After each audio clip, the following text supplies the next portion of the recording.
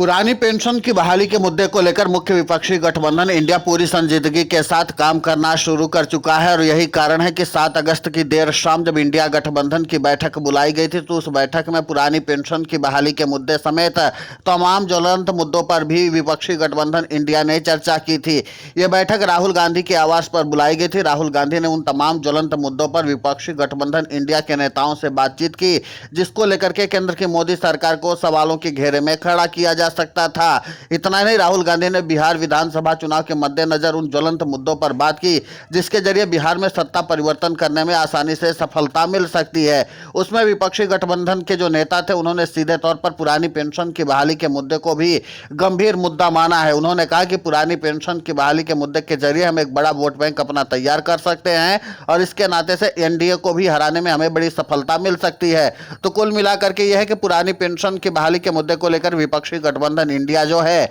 अब पूरी संजीदगी के साथ केंद्र की मोदी सरकार को घेरने के साथ साथ राज्य की नीतीश कुमार सरकार को भी सवालों के घेरे में खड़ा कर सकती है। अब ये देखना महत्वपूर्ण होगा कि जिस तरीके से पुरानी पेंशन की बहाली के मुद्दे को लेकर विपक्षी गठबंधन इंडिया अपनी संजीदगी दिखा रहा है, उसमें तमाम राजनीतिक दलों के जो नेता हैं वो पूरी तरीके से पुरानी पेंशन की बहाली के मुद्दे पर अब एकजुट दिखाई दे रहे हैं। ये पहली मर्तबा होगा जब सभी विपक्षी दलों के नेता पुरानी पेंशन की बहाली के मुद्दे पर एकमत होकर के विपक्षी गठबंधन इंडिया को एक तरह से मजबूत करने की कवायद में जुटे हुए ताकि पुरानी पेंशन की बहाली के मुद्दे के जरिए सरकारी कर्मचारियों के विश्वास को जीता जा सके। और इसलिए पुरानी पेंशन की बहाली के मुद्दे को लेकर के इतनी ज्यादा तैयारियां अभी से विपक्षी गठबंधन इंडिया की ओर से की जा रही हैं। अब पुरानी पेंशन की बहाली का मुद्दा जिस तरीके से चर्चा का विषय बना हुआ है, क्योंकि तमाम राजनीतिक दल अब ये चाहते हैं कि पुरानी पेंशन की बहाली के मुद्दे को तभी उठाया जाए जब प्रधानमंत्री नरेंद्र मोदी सदन में मौजूद हों। और प्रधानमंत्री नरेंद्र मोदी के सामने ही जब पुरानी पेंशन की बहाली के मुद्दे को विपक्षी गठबंधन इंडिया उठाएगा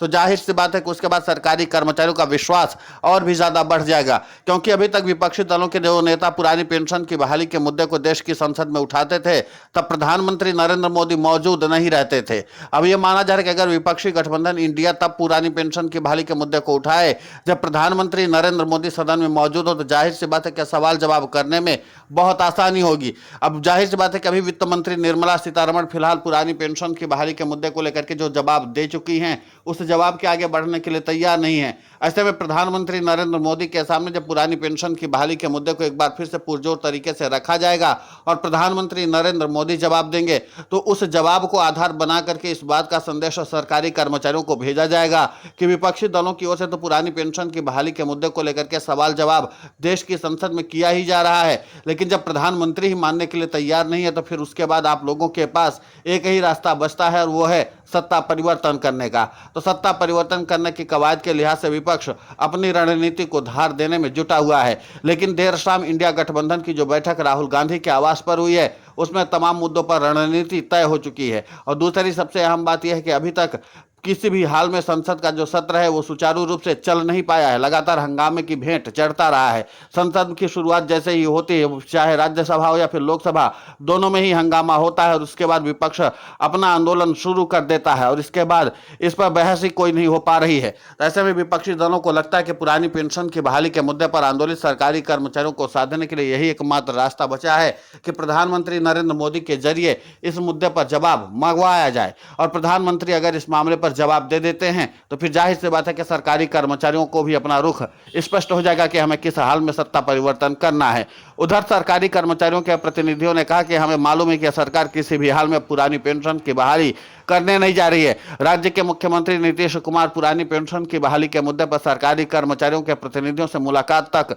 नहीं करना चाहते हैं और इसलिए पुरानी पेंशन की बहाली का मुद्दा चुनावी राज्य बिहार में गर्माता चला जा रहा है। हालांकि अभी तक सरकारी कर्मचारियों के प्रतिनिधियों ने 1 अगस्त 2025 को अपना रोष मार्च निकाल करके एक बार फिर से शक्ति प्रदर्शन राष्ट्रव्यापी तौर पर कर दिया है कि हम किस तरीके से अपनी एकजुटता को मजबूत बनाए हुए हैं और सत्ता परिवर्तन करने के लिहाज से भी काम कर रहे हैं। लेकिन सबसे महत्वपूर्ण बात यह है कि पुरानी पेंशन की बहाली के मुद्दे को लेकर के आगे और क्या कुछ रणनीति तय करनी है, इस पर अभी और भी मंथन करना बाकी है। क्योंकि पुरानी पेंशन की बहाली के मुद्दे को लेकर के सरकारी कर्मचारियों के प्रतिनिधियों ने कहा कि अंतिम निर्णय यही है कि पुरानी पेंशन की बहाली को अगर करवाना है तो फिर सत्ता परिवर्तन करना भी बेहद जरूरी है। और सत्ता परिवर्तन करने के लिहाज से बिहार के सरकारी कर्मचारी लगातार बैठकों का दौर आयोजित कर रहे हैं और इसी के साथ अब मुख्य विपक्षी गठबंधन इंडिया भी पुरानी पेंशन की बहाली के मुद्दे को लेकर अपने संकल्प को दोहराने के लिए तैयार है। तो देखना महत्वपूर्ण होगा कि जिस तरीके से पुरानी पेंशन की बहाली के मुद्दे को लेकर के सरकारी कर्मचारी अपना मंथन कर रहे हैं, दूसरी तरफ मुख्य विपक्षी गठबंधन इंडिया भी